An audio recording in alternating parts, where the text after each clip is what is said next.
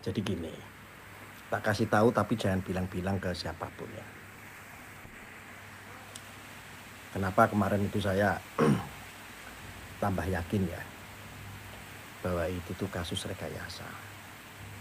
Saya punya bukti-bukti dari temannya si M, ya. Temannya si M itu perempuan, ya, satu kelas satu pondok sama dia waktu itu. Tapi jangan bilang-bilang. Saya tanya, saya rekam, bahkan rekaman itu tidak diketahui oleh temannya si M. Si siapa itu, si Mela atau siapa? Jadi ceritanya begini, sebetulnya si M, si Mela itu, si Mela itu pernah cerita sama temennya yang bersaksi sama saya, memberikan kesaksian, cerita, saya rekam diem-dieman. Ternyata dulu aslinya si M ini suka sama Mas Pegi, pengen dijadikan istri kedua. Ya. Si M tuh Miyabi ya Gus, ya Miyabi. Nah akhirnya si Miyabi sampai keluarganya Miyabi itu sering riwa-riwi ke dalam. Dulu itu ya, supaya mungkin ada tujuan untuk lebih akrab. Lalu saya tanya tuh sama temannya si Miyabi, Mbak, nah itu kalau yang kasus pemerkosaan itu bener nggak? Jawabannya apa? Nggak bener, yang bener gini Gus. Dulu itu Miyabi itu memang pengen dinikahi sama Mas Pegi. Tapi jangan bilang-bilang ya teman-teman ya, saya ceritain ya. Jadi sebetulnya cerita yang pas adalah begini, Miyabi dulu curhat sama saya karena itu kan teman saya, satu kelas dengan saya. Sesungguhnya pengen dinikahi sama Mas Pegi. Dulu itu tujuan awalnya seperti itu. Akhirnya semakin kesini si Miyabi ini sakit hati. Makanya saya yakin tuh, karena ada sumber-sumber ya, ada 3 sumber tuh temennya si Miyabi kan. Akhirnya si Miyabi cerita bahwa sesungguhnya kasusnya ini dulu Miyabi pengen dinikahi sama Mas Pegi. Karena tidak terwujud, akhirnya si temen yang bersaksi sama saya itu kan akrab ya sama si Miyabi, akhirnya nanya lagi, sebetulnya sekarang kemauan kamu yang terakhir apa sih? Aku sekarang sakit hati, aku loro hati, aku pengen Mas Begiki hancur. Jawabannya seperti itu, cerita ke saya itu yang memberikan kesaksian temennya Miyabi. Lalu temennya Miyabi saya tanya, loh yang mendasari itu pengen hancur itu siapa? Oh iya, ada seseorang keluarganya Mas Begi sendiri yang memanfaatkan situasi saat itu, Gus Arya. Siapa namanya? Yaitu yang disebut jin tamak atau apa itu. Ceritanya seperti itu. Ditumpangilah Miyabi. Untuk apa?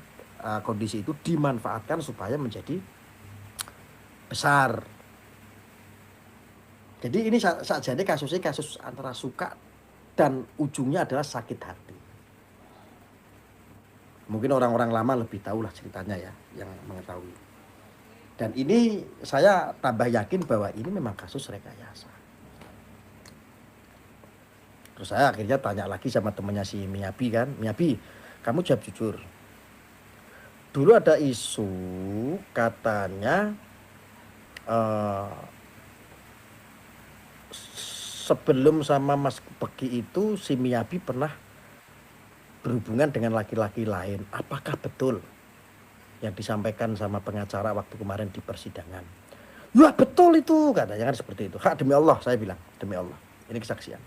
Betul itu Gus, itu jauh sekali sebelum sama Bose. Dulu kalau manggil Gus Begi itu Bose gitu, orang-orang yang akrab sama Gus Begi itu. Jadi itu jauh sekali sebelum sama Bose, sebelum sama si Gus Begi. Dulu memang sama yang namanya GS, namanya tuh GS.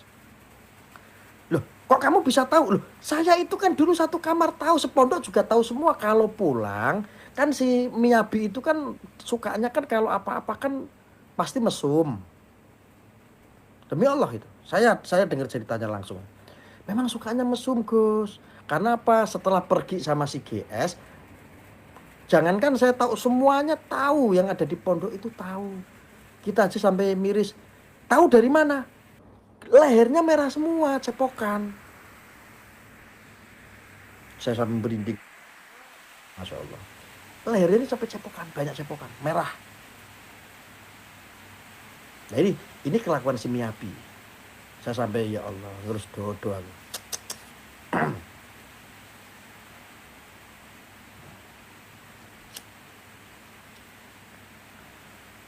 Jadi semakin kuat. Tolong ya, jangan bilang-bilang ya cerita seperti ini ya. Ini pribadi aja antara kamu sama saya ya.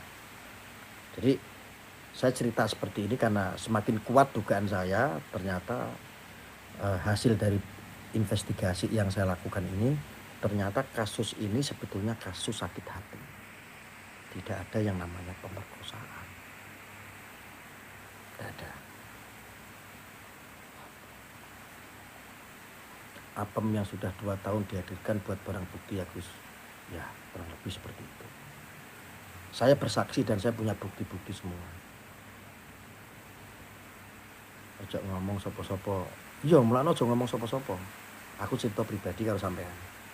Gak usah ngomong-ngomong ya. Jadi ceritanya itu seperti itu. Makanya ya Allah, saya bayangin, karena saya juga pernah sih kayak begitu. Saya juga punya cerita dan saya punya masa lalu seperti itu, dituntut, dilaporkan sama orang, diancam sama orang, gara-gara apa? Nggak berjodoh dengan saya. Dan saya menikah dengan perempuan lain. Dulu saya pernah ada masalah kayak begitu. Saya membayangkan, gila ya, kok bisa ya? Ceritanya hampir sama. Ya, mirisnya kayak begitu. Terus apa lagi ya waktu itu cerita ya, temannya Miyabi ya.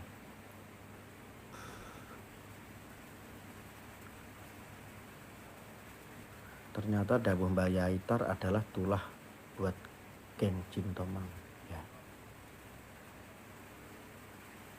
Makanya gini, kenapa sampai sekarang aliansi santri WCC tidak berani berdiskusi dengan saya? Alasannya adalah itu. Sesungguhnya cerita yang benarnya itu dan banyak orang sudah mengetahui. Makanya ketika mereka diajak debat, diajak berdiskusi dengan saya, mereka pasti akan menghindari saya.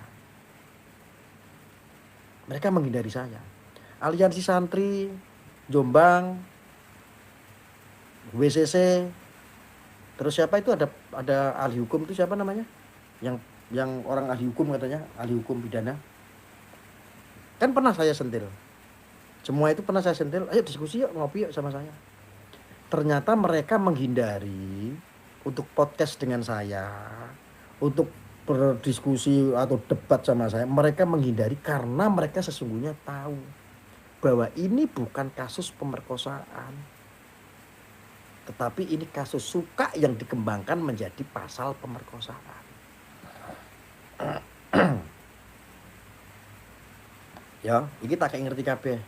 Aja ngomong-ngomong. Cukup awake dhewe sing paham. Ya, Vian. Jadi ngono ceritane. Coba ngeri apa ora? Ngenene karo wong liya. Pengen panene karo putra kiai. Kan pinter-pintere Miyabi. Tapi saya yakin kasus yang seperti ini sebetulnya kasus yang sudah hal yang lazim lah, Bah. Kasus yang biasa-biasa saja, betul nggak? Aku tanya sama kalian netizen. Sebetulnya kasus masalah suka kayak begitu, itu kasus yang lazim nggak? Kasus yang biasa nggak di? Kasus yang biasa-biasa aja kan? Ya kan? Saya yakin kalau kasus ini hanya dilakukan oleh si Miyabi, ini nggak kuat. Lazim Gus, ya sudah pada umumnya lah masalah kayak begitu. Kalau ini Miyabi saja, saya rasa nggak mungkin terjadi. Ini penumpangnya sangat besar sekali memang.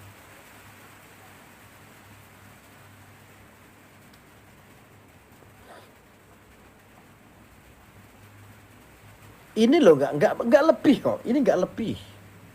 Itu loh baru perempuannya yang suka.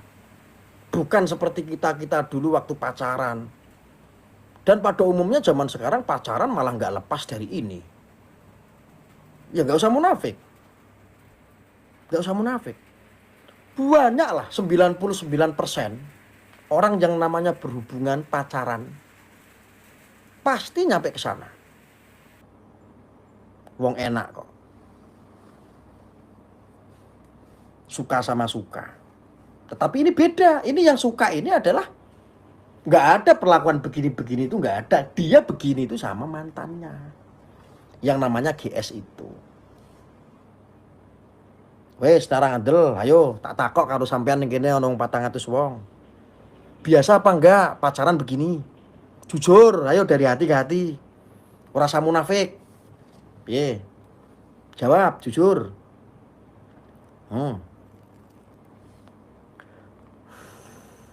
Biasa enggak? Biasalah itu Gus. Oh, biasa. Lho aku ki lho aku. Aku ki lho ahli maksiat. Ya wis tahu ngono kuwi kok. Aku mbiyen tahu pacaran karo wong, ya ngono kuwi kok. Ya khilaf.